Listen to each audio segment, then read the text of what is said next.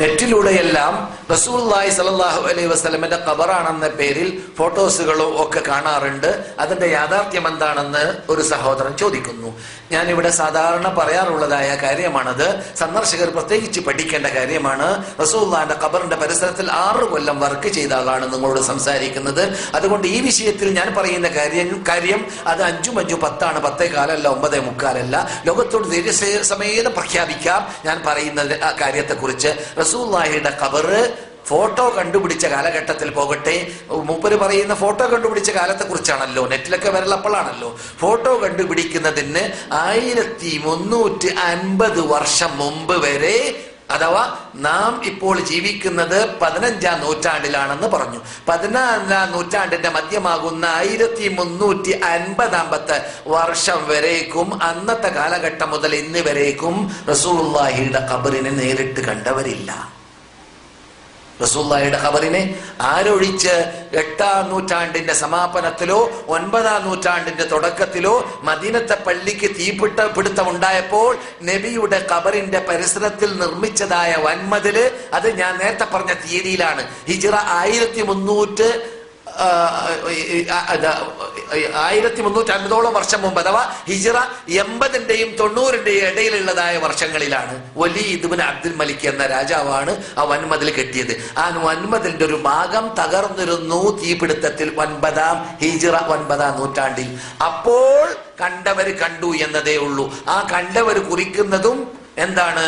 മൺകൂനകളായി മണലോട് ചേർത്ത് ചരൽക്കല്ലുകൾ വിതരപ്പെട്ടതായി കണ്ടതായ വാർത്ത കാണുന്ന കാലഘട്ടങ്ങളിൽ താബിഈങ്ങളും സഹാബാക്കളും പറഞ്ഞ ശൈലി കിതാബുൽ ജനായിസിൽ സഹീഹ് ബുഖാരിയിൽ കാണാം. കാന ഖബറു റസൂലില്ലാഹി സല്ലല്ലാഹു അലൈഹി വസല്ലമ മുസന്നമ. നബിയുടെ ഖബറിനെ പ്രകടമായി കാണുന്ന കാലഘട്ടത്തിൽ അല്പം മൺകൂന, മണൽ ചേർത്തതായി ചരൽക്കല്ലുകൾ ഞാൻ 41 കൊല്ലം മുമ്പ് സൗദി അറേബ്യയിലേക്ക് കടന്നു വരുമ്പോൾ മക്ക ഹറമിന്റെ പരിസരത്തിലും മദീന ഹറമിന്റെ അകത്തും ചരൽക്കല്ലുകൾ വിതരപ്പെട്ടതായ ഭൂമിയാണ്. തുർക്കികളുടെ പള്ളി മാത്രമാണ് പള്ളി, അതിനപ്പുറമുള്ള സ്ഥലങ്ങളൊക്കെ ചരൽക്കല്ലുകളാണ്. അതുകൊണ്ട് തന്നെ ചൂട് കാലഘട്ടങ്ങളിൽ ഞങ്ങൾ വിരിക്കാതെ മദീനത്തെ പള്ളി നമസ്കരിക്കാൻ സാധിച്ചിരുന്നില്ല, ആജിമാർക്കും ആർക്കായിരുന്നാലും. അങ്ങനെയുള്ള ചരൽക്കല്ലുകളായിരുന്നു ഖബറിന്റെ പരിസരത്തിൽ ഞങ്ങൾ കാണുന്ന കാലഘട്ടത്തിൽ കണ്ടത് എന്നതാണ്. പിന്നെ അതേ ശൈലിയിൽ അതേ രൂപത്തിലാണ് വൻമതിൽ അതിന്റെ പരിസരത്തിൽ വരുന്നത്. ആ വൻമതിൽ വന്നിട്ട് ഞാൻ പറഞ്ഞതുപോലെ 1350 വർഷമായി അതിന് ഫോട്ടോ എടുക്കാനോ നേരിട്ട് കാണാനോ ഒരു മഹലൂക്കിനും സാധിച്ചിട്ടുമില്ല. അള്ളാഹു അങ്ങനെ സംരക്ഷിക്കാൻ തീരുമാനിച്ചതാണ്. ലോകത്തിൽ അറിവില്ലാത്തവരുടെ കാലഘട്ടം വരുമ്പോൾ നേതാക്കളുടെ ഖബറുകളെ കൊണ്ട് പന്താടുന്ന കാര്യം അള്ളാഹ്ക്കറിയാം. അതുകൊണ്ട് ആ പന്താടലിൽ എന്റെ ഖബറിനെ നീ പെടുത്തരുതേ എന്ന് റസൂല് മരിക്കുന്നതിന് 3 ദിവസം മുമ്പ് ഏകദേശം മിമ്പറിന്റെ മീതെ കയറിയിട്ട് പ്രാർത്ഥിച്ച പ്രാർത്ഥനയിലുണ്ട്, അല്ലാഹുമ്മ ലാ തജഅൽ ഖബരി വതനൻ യുഅബദ്, ആരാധിക്കപ്പെടുന്ന ബിംബമാക്കിയിട്ട് എന്റെ ഖബറിനെ നീ മാറ്റരുതേ രക്ഷിതാവേ. അങ്ങനെ പ്രാർത്ഥിച്ച പ്രാർത്ഥന ഫലമായിരിക്കാം അല്ലാഹു സുബ്ഹാനഹു വ തആല ഭദ്രതയോട് കൂടി ഒരു കെട്ട്, അഥവാ ആയിഷയുടെ അറ, ആ അറയുടെ മതില് കഴിഞ്ഞാൽ പിന്നെ ഈ വൻമതിൽ 5 കോണുള്ള വൻമതിൽ, അതിന്റെ പൊക്കം ഇപ്പോൾ കാണുന്ന 8-ാം നൂറ്റാണ്ടിൽ ഖാലഊനു സാലിഹിയ നിർമ്മിച്ചതായ ആ കൊബ്ബയുടെ വളവ് വരേക്കും ഈ വൻമതിലിന്റെ പൊക്കമുണ്ട്. ഈ വൻമതിൽ കഴിഞ്ഞാൽ നിങ്ങൾ പുറത്ത് കാണുന്നതായ മഹാ ഇരുമ്പ് വേലി, ആ ഇത് കൊബ്ബ ഉള്ളതായ ഇരുമ്പ് വേലി, ഇങ്ങനെയുള്ള കെട്ടിടത്തിന്റെ അകത്ത് ودعا بألا يجعل القبر الذي قد ضمه وثنا من الأوثان فأجاب رب العالمين دعاه فأحاطه ب3 الجدران. മഹാനായ ഷെയ്ഖുൽ ഇസ്ലാം ഇബ്നുൽ ഖയ്യിം റഹ്മത്തുള്ളാഹി അലൈഹി അദ്ദേഹത്തിന്റെ നൂനിയയിൽ പാടിയ പാട്ടാണത്, പദ്യമാണത്.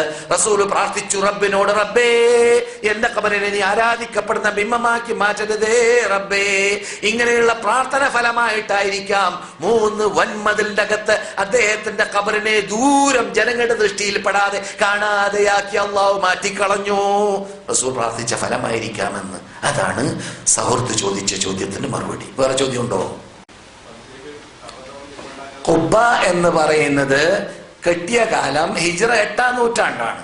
പണ്ട് കാലഘട്ടങ്ങളിൽ കോൺക്രീറ്റ് കണ്ടുപിടിക്കാത്ത കാലഘട്ടമായതുകൊണ്ട് വിശാലമായ സ്ഥലത്തെ വലയം ചെയ്തുകൊണ്ട് കുബ്ബ ആകൃതിയിലുള്ള കെട്ടിടം കെട്ടിയിട്ടില്ലെങ്കിൽ തലയിലേക്ക് വീഴും കെട്ടിടം. പണ്ട് കോൺക്രീറ്റ് ഇല്ല. അതുകൊണ്ട് പഴയ കെട്ടിടത്തിന്റെ സ്വഭാവമാണ്.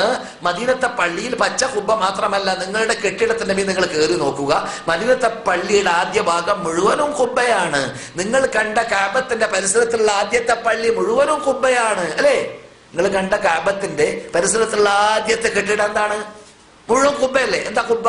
അത് കെട്ടിയത് തുർക്കികളാണ്. തുർക്കിയുടെ കാലഘട്ടത്തിൽ കോൺക്രീറ്റ് ഇല്ല. കോൺക്രീറ്റ് ഇല്ലാതിരിക്കുമ്പോൾ വിശാലമായ സ്ഥലത്ത് ഒരു ഭദ്രമായ കെട്ടിടം വലയം ചെയ്യണമെങ്കിൽ കുബ്ബ ആകൃതി വേണം, ഇല്ലെങ്കിൽ വീണുപോകും. അതുകൊണ്ട് കുബ്ബ ആകൃതി എന്നല്ലാതെ ഖബറിന് കുബ്ബ വേണം എന്നതുകൊണ്ടല്ല എന്നത് മനസ്സിലാക്കിയിരിക്കൽ അനിവാര്യമാണ്.